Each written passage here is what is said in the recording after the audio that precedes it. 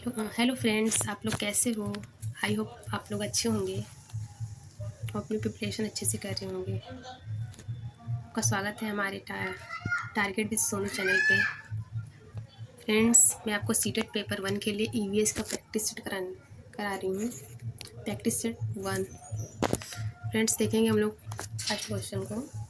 Mount Everest की चोटी की ऊंचाई है ए 8,600 मीटर, 8,990 मीटर, 8,850 मीटर, डी है 8,950 मीटर।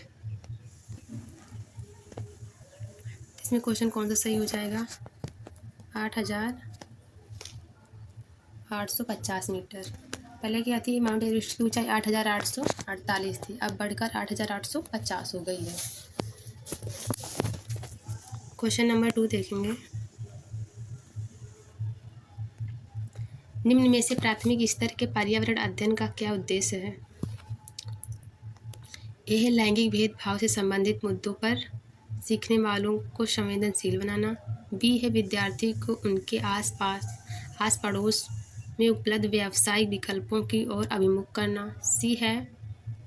सी है विद्यार्थियों को उच्च प्राथमिक विज्ञान संप्रत्यय के लिए क्रमिक रूप से तैयार करना। डी स्थानीय उपलब्ध सामग्रियों से सरल प्रारूपों का विकास करना।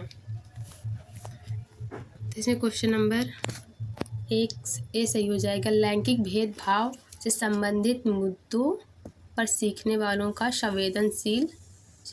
संवेदनशील बनाना। तो क्वेश्चन 2 का ऐसा ही हो जाएगा। देखेंगे क्वेश्चन 3।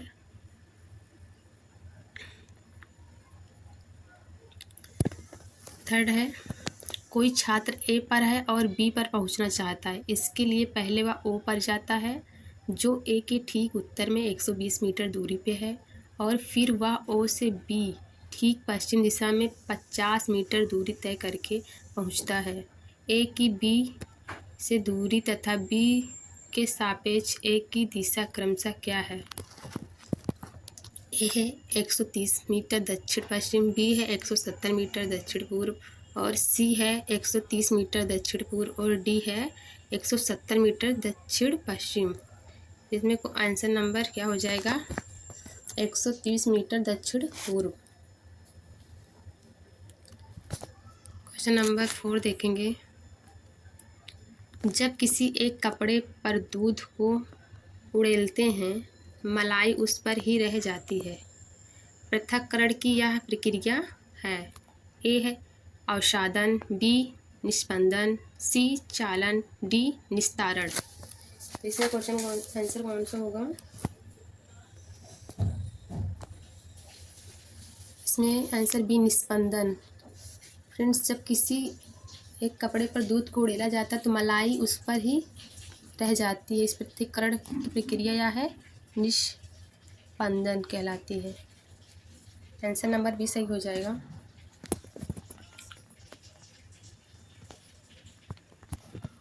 फाइव है। क्वेश्चन नंबर 5, टूटता तारा होता है कोई धूमकेतु, उल्का, या सी क्षुद्र ग्रह, डी तारा। टूटता हुआ तारा क्या होता है? ये उल्का पिंड होते हैं। क्या होते हैं? उल्का पिंड। उल्का पिंड होते हैं। तो आंसर नंबर बी सही हो जाएगा।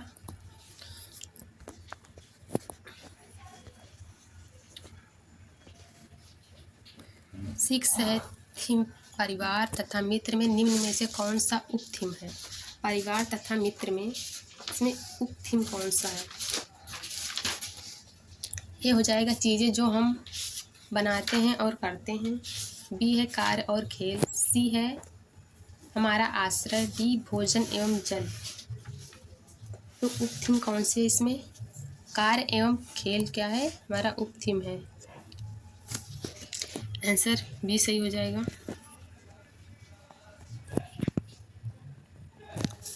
क्वेश्चन 7 है, कक्षा 5 की पाठ्य पुस्तक में दिए गए गोलकुंडा किले के मानचित्र में 1 सेमी जमीन पर 110 मीटर की दूरी को दर्शाता है। इस मानचित्र में फतेह दरवाजे से जमाली दरवाजे की दूरी 10.7 सेंटीमीटर है। ज़मीन पर इन दोनों दरवाजे के बीच की कम से कम दूरी होगी। तो ये दूरी कितनी होगी? ए है 1.070 किमी, बी है 11.77 किमी, सी है 10.17 किमी, डी है 1.17 किमी। तो इसमें फ्रेंड्स 7 में डी सही हो जाएगा 1.17 किमी।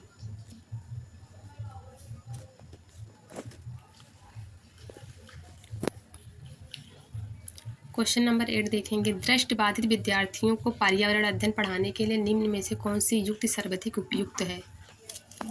ए है किसी कार्य को पूरा करने के लिए अधिक समय दें, बी स्पर्श शिक्षण सामग्री का अधिक उपयोग करें, सी कक्षा में मिश्रित सहपाठी समूह बनाएं, डी किसी भी कार्य को भागों में बांटें और प्रत्येक भाग को अलग अलग पढ़ाएं। फ्रेंड्स इसमें क्या होगा? दृष्टिबाधित विद्यार्थियों को हम स्पर्श सामग्री देंगे ना, स्पर्श सामग्री का उपयोग करेंगे। तो स्पर्श करके क्या दृष्टिबाधित जो विद्यार्थी होते स्पर्श करके सीखेंगे या जानेंगे, स्पर्श करके पहचानेंगे किसी चीज़ को, क्या चीज़ है क्या चीज़ नहीं है। तो उनको स्पर्शी शिक्षण सामग्री अधिगम सामग्री का अधिक उपयोग करेंगे दृष्टिबाधित के लिए। क्वेश्चन नंबर 20 सही हो जाएगा।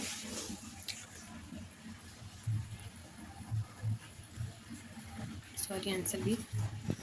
9th है प्राथमिक स्तर पर निम्न में से क्या प्रक्रिया कौशल नहीं है? एक क्रियाशील परिवर्तन को परिभाषित करना, बी तत्वों को अनुस्मरण करना, सी तत्वों का मानचित्रण करना, डी परिकल्पना की जांच करना। तो प्राथमिक स्तर पर क्या प्रक्रिया कौशल इसमें से नहीं है?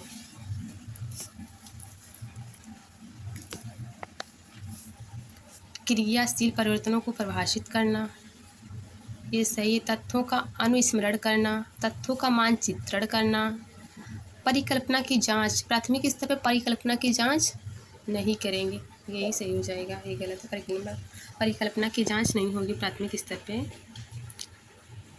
तो 9th का आंसर डी हो जाएगा।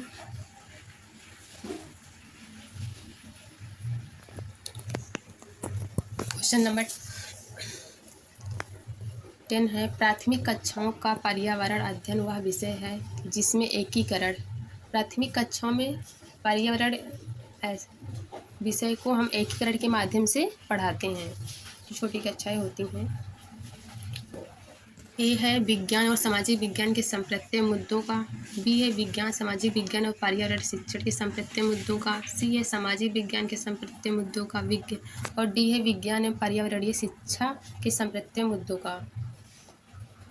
इसमें आंसर क्या है? विज्ञान और सामाजिक विज्ञान संप्रत्यय मुद्दों का नहीं, बी विज्ञान सामाजिक विज्ञान और पर्यावरण शिक्षा के संप्रत्यय मुद्दों का। इसमें आंसर भी सही हो जाएगा। सामाजिक विज्ञान नहीं, गलत है, और विज्ञान एवं पर्यावरण शिक्षण के संप्रत्यय। इसमें प्राथमिक कक्षा में क्या होगा? विज्ञान सामाजिक विज्ञान पर्यावरण को एकीकरण करके पढ़ाया जाएगा। तो 10 का आंसर नंबर बी सही था। क्वेश्चन नंबर 11 है नीचे दिए गए जीवों को के समूह में से किसकी दृष्टि श्रेष्ठ होती है तथा वे मनुष्यों की तुलना में 4 गुनी अधिक दूरी की वस्तुओं को देख सकते हैं? ए है मधुमक्खी, मच्छर, तितली, बी बाघ, तेंदुआ, सांड, सी सांप, रेशम कीट और छिपकली, डी है चील, गरुड़ और गिद्ध। इसमें मधुमक्खी, मच्छर, तितली नहीं होगा, बी भी बाघ, तेंदुआ, सांड नहीं होगा, सांप, रेशम कीट और छिपकली ये भी गलत है। इसमें क्या होगा? चील, गरुड़ और गिद्ध। इसकी नज़र क्या होती है? मनुष्य के की तुलना में 4 गुनी अधिक दूरी की वस्तुओं को देख सकते हैं, चील, गरुड़ और गिद्ध। तो आंसर नंबर 11 का डी सही हो जाएगा। देखते हैं क्वेश्चन नंबर 12। नीचे दिए गए खेती करने के विवरण को पढ़िए और इस ढंग की पहचान कीजिए। एक फसल को काटने के पश्चात खेत को कुछ वर्षों के लिए खाली छोड़ दिया जाता है। खेत को क्या करते हैं? कुछ वर्षों के लिए खाली छोड़ देते हैं, फिर उसमें कुछ भी नहीं उगाया जाता। इस भूमि में बांस या खरपतवार जो भी उगता है उसे उखाड़ा नहीं जाता है, क्या काट कर जला दिया जाता है। यह राख भूमि को उर्वरक बनाती है या भूमि खेती के लिए तैयार हो जाती है। जब भूमि खेती के लिए तैयार हो जाती है तब उसे हल्का से खोदा जाता है। भूमि को जोता नहीं जाता है, उस पर बीज छिड़क दिए जाते हैं। तो ये किस प्रकार की खेती है? ए है सिंचाई खेती, बी है सहकारी खेती और सी है झूम खेती, डी है सीढ़ीनुमा खेती। तो सिंचाई खेती नहीं है, सहकारी खेती नहीं है, इसको क्या बोलेंगे? झूम खेती। और सीढ़ीनुमा भी खेती नहीं है। झूम खेती कहाँ की जाती है? मिजोरम में।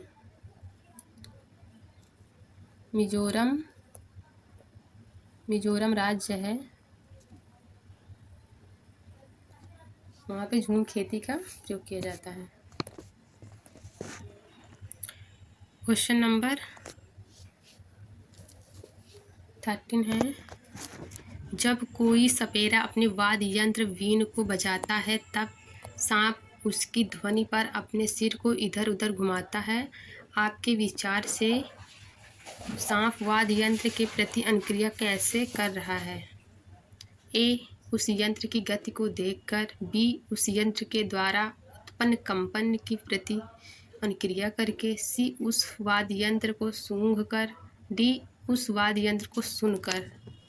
इसमें उस वाद्य यंत्र को सुनकर नहीं, और सी क्या है? उस वाद्य यंत्र को सूंघकर नहीं करेगा, गलत है।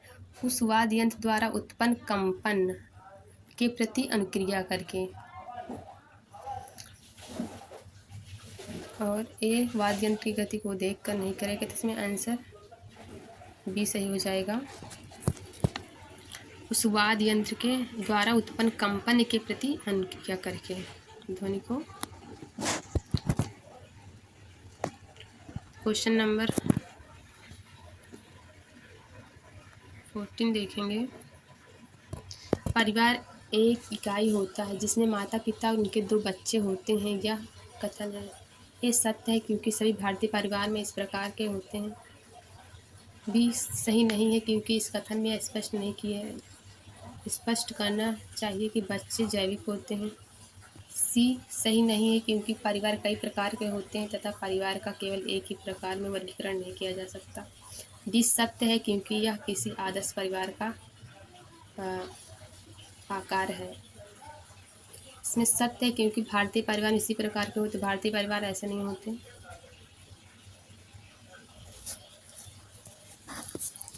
सही नहीं क्योंकि इस कथन में स्पष्ट करना चाहिए कि बच्चे जैविक होते हैं, स्पष्ट करने की क्या जरूरत है? सही नहीं क्योंकि परिवार कई प्रकार के होते हैं तथा परिवार का केवल एक ही प्रकार में वर्गीकरण नहीं किया जा सकता। सी सही होगा, एक आदर्श परिवार है। तो परिवार कई प्रकार के होते हैं। एकल परिवार होता है जिसमें माता पिता उनके 2 बच्चे होते हैं, और जो एक एकल परिवार होता है एक जिसमें माता पिता या दादी दादा उनके बच्चे रहते हैं। 2 प्रकार के परिवार होते हैं। 15 का देखेंगे। मानव के पेट में आमाशय रस की प्रकृति होती है और वह भोजन के पाचन में सहायता करता है। ए क्षारीय, बी उभयधर्मी, सी उदासीन, डी अम्लीय। तो ए, आमाशय रस की प्रकृति कैसी होती है? अम्लीय होती है? नहीं, अम्लीय नहीं होती। बी उभयधर्मी नहीं होती। उदासीन भी नहीं होती। डी अम्लीय होती है। पेट में आमाशय रस की प्रकृति अम्लीय होती है। जो आमाशय होता है उसमें अनेक प्रकार के अमीनो अम्ल पाए जाते हैं जो हमारे भोजन को अम्लीय बना देते हैं। एंजाइम्स होते हैं ना आमाशय में जो भोजन को पचाते हैं। इसमें डी सही हो जाएगा। 15 में। 16 में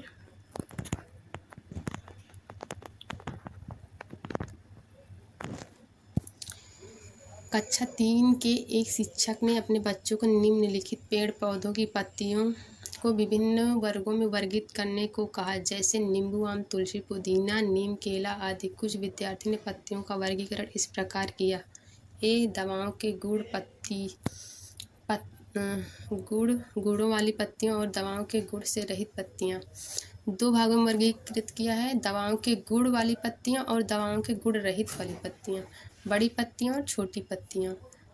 शिक्षक ने समूह ए को सही माना और समूह बी को गलत।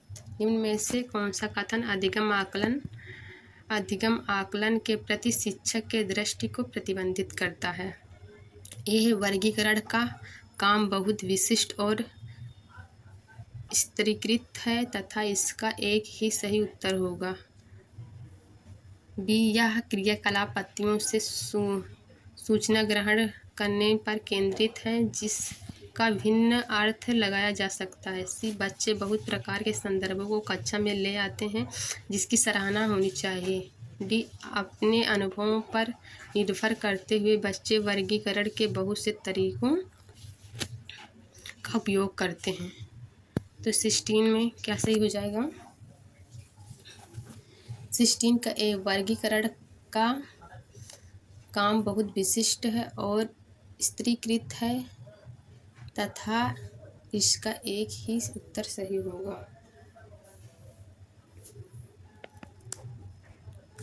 इसमें आंसर ये सही हो जाएगा। फ्रेंड देखेंगे 17 क्वेश्चन को। पर्यावरण अध्ययन की अपनी कक्षा में समूह क्रियाकलाप का निर्माण करते हुए आप निम्नलिखित विचार में से किसका अध्ययन रखेंगे? ए है बच्चों की रुचियों का ध्यान हो। बी, लड़कों और लड़कियों को समान रूप से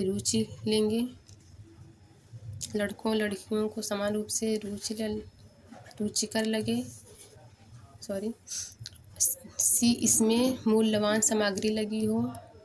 डी, सभी धर्मों और संस्कृत पृष्ठभूमि के बच्चों को रुचिकर लगे। तो इसमें बच्चों की रुचियों का ध्यान रखेंगे।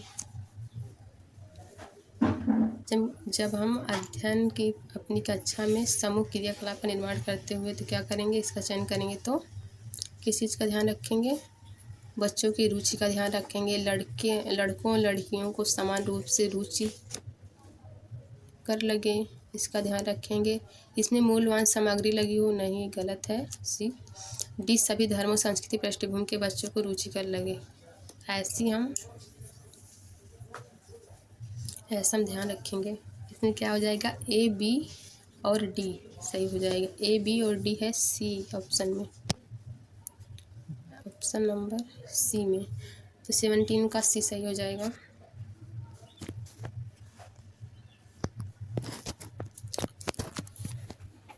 18 का निम्नलिखित क्वेश्चन नंबर 18, निम्नलिखित सभी कथन पर्यावरण अध्ययन में सामूहिक रूप से क्रियाकलापों में संलग्न शिक्षकों और विद्यार्थियों के पक्ष में तर्क प्रस्तुत करते हैं। केवल एक कथन को छोड़कर। वह कथन कौन सा है? ए, प्रौढ़ों के समर्थन से बच्चों को अपनी क्षमता से अधिक ज्ञान के निर्माण में सहायता मिलती है। बी, बच्चे परस्पर सामंजस्य और सहयोग करना सीखते हैं। बच्चे दूसरे बच्चों से बात करके बहस करने से अधिक सीखते हैं। और समूह क्रियाकलाप की वजह से बच्चे अंक उपलब्धि में अच्छा सुधार प्रदर्शित करते हैं।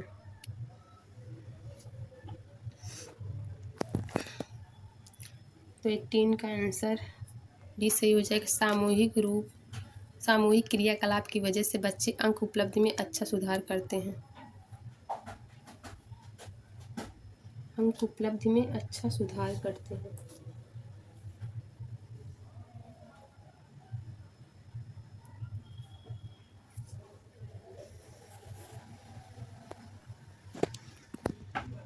तो आंसर नंबर डी सही हो जाएगा इसमें।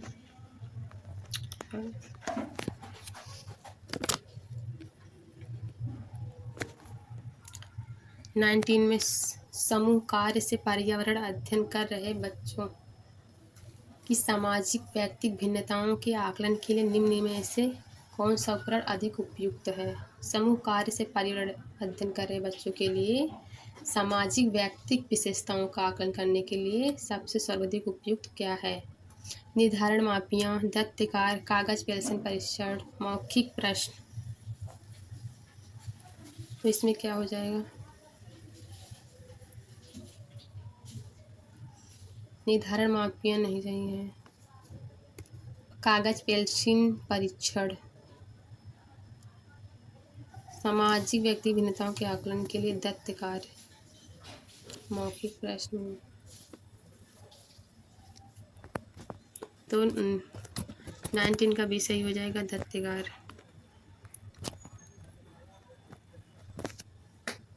क्वेश्चन नंबर 20, नीचे पौधों के बारे में बच्चों को कुछ सहजानुभूत विचार दिए गए हैं, निम्न में से कौन सा विचार वैज्ञानिक दृष्टि से ठीक है? एक घास पौधा नहीं है, कुछ सब्जियां फल होती हैं, बीज बीज किसी पौधे का हिस्सा नहीं होते, गाजर और बंद गोभी पौधे नहीं हैं। वैज्ञानिक दृष्टि से कौन सा सही है इसमें, ये बताना है। घास पौधा नहीं है, घास भी एक पौधा होता है, गलत है। कुछ सब्जियां फल होती हैं, ये सही है। कुछ सब्जियां फल होती है, बीज किसी पौधे का हिस्सा नहीं है, तो बीज तो पौधे का हिस्सा होता है। गाजर गोभी बंद गोभी पौधा नहीं है, ये भी पौधा है। तो इसमें 20 का आंसर भी सही हो जाएगा। क्वेश्चन 21, पर्यावरण अध्ययन में सीखने का आकलन करने का उद्देश्य है कि यह विद्यार्थियों के सीखने के बारे में सूचना देता है जिससे पहले चरण के लिए उन्हें सहारा दिया जा सके। बी, यह विद्यार्थियों द्वारा नवीन ज्ञान में दक्षता प्राप्त करने की प्रगति के विषय में प्रतिपुष्टि देता है। सी है, शिक्षक विद्यार्थी की उपलब्धियों के विषय में जानकारी एकत्र करें। डी है, यह मूल्यांकन की अपेक्षा शिक्षण का एक मार्ग है। तो सीखने का आकलन, इसका उद्देश्य क्या है? सीखने के आकलन का पर्यावरण में, इन्वायरमेंट में।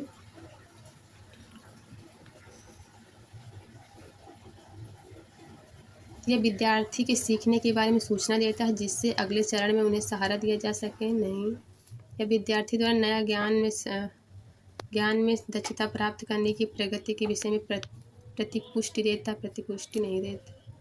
शिक्षक विद्यार्थियों की उपलब्धि के विषय में जानकारी एकत्र करें।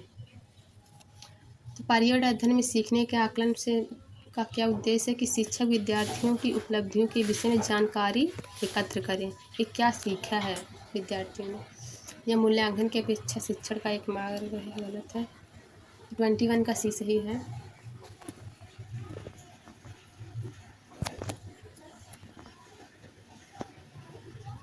NT2 में स्लॉथ के विषय में निम्न में से सही कथन चुनिए। स्लॉथ के विषय में हम जानेंगे स्लॉथ क्या होता है।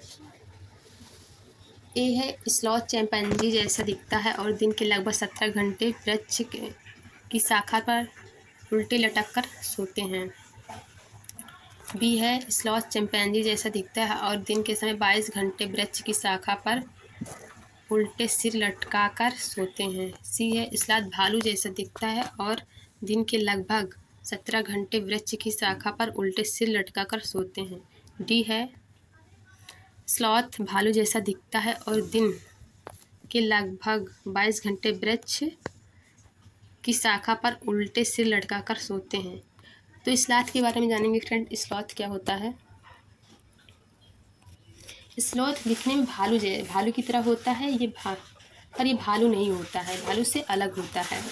ये दिन के करीब 17 घंटे, दिन के करीब कितना 17 घंटे पेड़ों से उल्टे लटक कर आराम से सोता है और इसका एज 40 वर्ष के अपने जीवन काल में सिर्फ 8 पेड़ों पर ही घूमता है। 40 इसका जीवन काल कितना होता है? 40 वर्ष का होता है और ये पूरे जीवन काल में 40 वर्ष में केवल 8 पेड़ पर, 8 वृक्ष के ऊपर ही घूमते हैं। ये सप्ताह में एक बार ही शौच के लिए पेड़ से नीचे उतरते हैं। जिस पेड़ पर रहते हैं उसी पेड़ के पत्ते खाकर अपना पेट भरते हैं। तो स्लॉथ के बारे में यही है कि 40 मतलब ईयर इसकी एज होती है। 17 घंटे दिन में सोते हैं और पूरे जीवन काल में सिर्फ 8 पेड़ पर ही रहते हैं। सप्ताह में एक बार ही शौच के लिए क्या होते हैं, नीचे उतरते हैं पेड़ से। फिर उसके बाद अपने जब एक पेड़ की पत्तियाँ जो ख़त्म हो जाती हैं तो अपने बगल वाले पेड़ पे चले जाते हैं, सिर्फ पत्तियाँ ही खाते हैं। बहुत ज़्यादा आलसी होते हैं, आलसी किस्म के। तो 22 का इसमें क्या सही हो जाएगा? स्लॉथ भालू जैसा दिखता है ना, और दिन के लगभग 17 घंटे वृक्ष की शाखा पर उल्टे सिर लटकाकर सोते हैं। तो 22 का सी सही हो जाएगा स्लॉथ।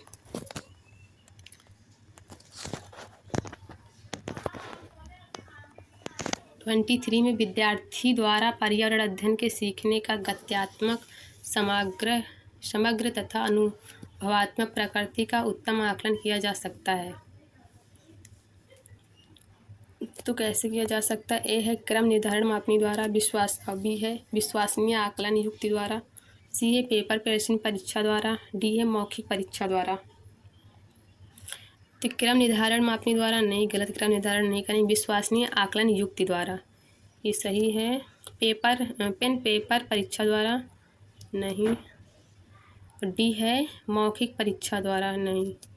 तो गत्यात्मक, समग्र तथा अनुभवात्मक प्रकृति का उत्तम आकलन विश्वसनीय आकलन युक्त द्वारा किया जा सकता है। ठीक है, तो 23 का बी सही हो जाएगा।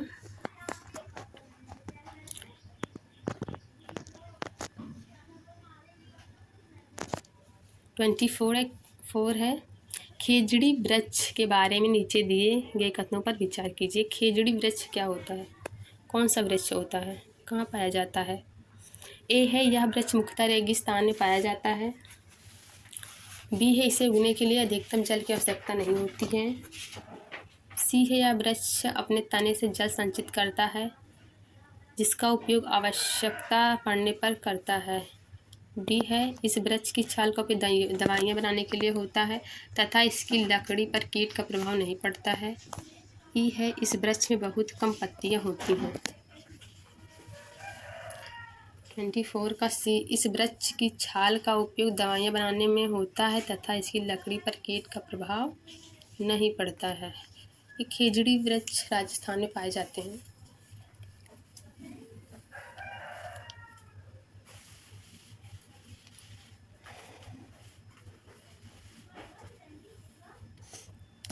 तो 24 का आंसर डी सही हो जाएगा। और सॉरी, इसमें नीचे भी दिया है।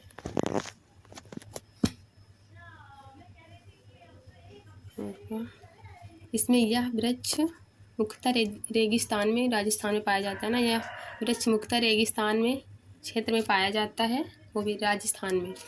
और भी इसे उगने के लिए अधिक जल की आवश्यकता नहीं होती है। तो रेगिस्तान में जल ही नहीं पाया जाता उतना ज़्यादा इसको, तो ये रेगिस्तान में भी आसानी से उग सकता है। यह वृक्ष अपने तने से जल संचित करता है, इसका उपयोग आवश्यकता पड़ने पर किया जाता है नहीं, ये गलत है। और डी से इस वृक्ष की छाल का उपयोग दवाइयाँ बनाने के लिए तथा इसकी लकड़ी पर कीट का प्रभाव नहीं होता है। इस वृक्ष में बहुत कम पत्तियाँ होती हैं, गलत है, इसमें पत्तियाँ होती हैं। तो ए और बी और डी सही हो जाएगा। तो आंसर नंबर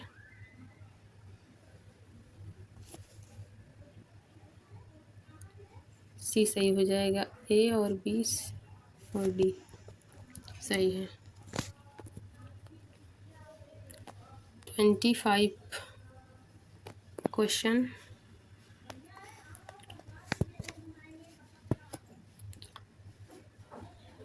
कक्षा 4 के विद्यार्थी को थीम आश्रय के लिए कौन सी युक्ति पूछताछ को प्रोत्साहित करती है? ए है विद्यार्थियों को विभिन्न प्रकार के घरों के चित्र एकत्रित करने के लिए कहना। बी है भिन्न मकान निर्माण स्थलों पर जाने के उपरांत विद्यार्थी को अपने अनुभवों को सुनने के लिए कहना। सी है देश के विभिन्न आश्रयों पर एक पावर पॉइंट प्रस्तुति दिखाना। डी है विभिन्न प्रकार के आश्रयों के चित्र साझा करना।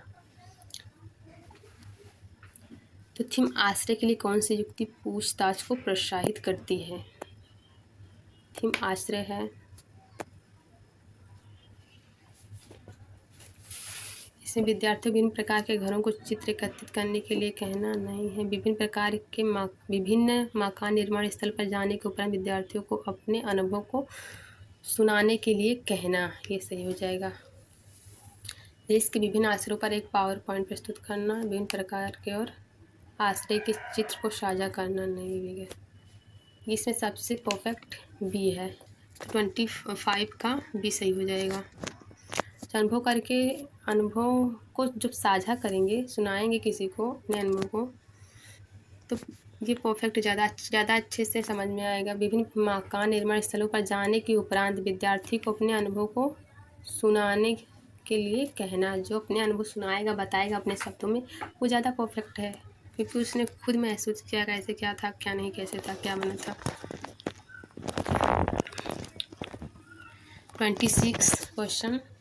आपको अपने विद्यार्थियों के पर्यावरण अध्ययन परियोजना का आकलन करना है और उन्हें शीघ्र निवेशन देना है। आप आकलन के किस साधन का चुनाव करेंगे?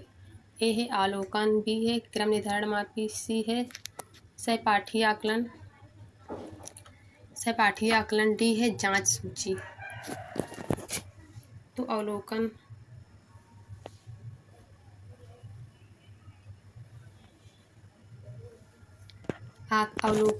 नहीं, क्रम निर्धारण मापी करेंगे, सहपाठी आकलन करेंगे, जांच सूची का प्रयोग करेंगे। इसमें क्या हो जाएगा? 26 का डी, जांच सूची का प्रयोग करेंगे।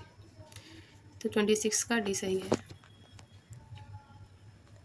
27 है त्रिवेंद्रम और गांधीधाम के बीच की दूरी क्या है? 2268 किलोमीटर है। यदि कोई रेलगाड़ी की इस दूरी को 42 घंटे में तय कर लेती है तो इन दोनों शहर के रेलवे स्टेशन के बीच रेलगाड़ी की औसत चाल मीटर प्रति सेकंड में थी। तो इन दोनों शहरों के रेलवे स्टेशन के बीच रेलगाड़ी की औसत चाल क्या होगी? 27 में आंसर बी सही है, 15 मीटर प्रति सेकंड। 27 का फिर बी सही हो जाएगा। किसी सभा में अपना परिचय देते समय किसी छात्र के कथन पर विचार कीजिए। मैं जिस जगह से आया हूँ वहाँ के अधिकतर लोग सरसों के तेल से बनी मछली खाना पसंद करते हैं। यह छात्र किस जगह से आया है? तो कहाँ के लोग सरसों के तेल से बनी मछली खाना पसंद करते हैं? केरल के, बी कश्मीर के, सी मिजोरम के, डी गोवा के। तो मछली तो गोवा वगैरह में भी खाई जाती है बहुत ज़्यादा, मगर सरसों के तेल से बने। सरसों का तेल का उपयोग कहाँ होता है? केरल में, तो यहाँ पे नारियल वगैरह का तेल गोवा वगैरह में ज़्यादा होता है। कश्मीर में सरसों का तेल ज़्यादा प्रयोग में लाया जाता है, मिजोरम में। तो गोवा वगैरह में ज़्यादा नारियल का तेल ही उपयोग किया जाता है। 28 का आंसर बी हो जाएगा, कश्मीर में सरसों के तेल से बनी मछली खाना पसंद करते हैं यहाँ के लोग भाई। Question number 29। 3 राज्यों का वह समूह जिसके किनारे पर बंगाल की खाड़ी है कौन सा है? बंगाल की खाड़ी के किनारे कौन कौन से राज्य आते हैं? ए है उड़ीसा, आंध्र प्रदेश, तमिलनाडु, बी है उड़ीसा, केरल, तमिलनाडु, सी है केरल, कर्नाटक, तमिलनाडु, डी है आंध्र प्रदेश, महाराष्ट्र, तमिलनाडु। तो इसमें क्या हो जाएगा? डी में आंध्र प्रदेश, महाराष्ट्र। महाराष्ट्र तो इधर अरब सागर साइड आ जाएगा ना, महाराष्ट्र अरब सागर गुजरात के पास है। तो हमें कह रहा बंगाल की खाड़ी की साइड, तो केरल, कर्नाटक, तमिलनाडु। केरल जो है ये भी आ जाएगा इधर अरब सागर साइड। उड़ीसा, केरल, तमिलनाडु, इसमें भी केरल है, गलत हो जाएगा। उड़ीसा, आंध्र प्रदेश, तमिलनाडु, ये सही है। ये क्या बंगाल की खाड़ी के पास में है, उड़ीसा, आंध्र प्रदेश और तमिलनाडु। तो 29 का ए आंसर सही हो जाएगा।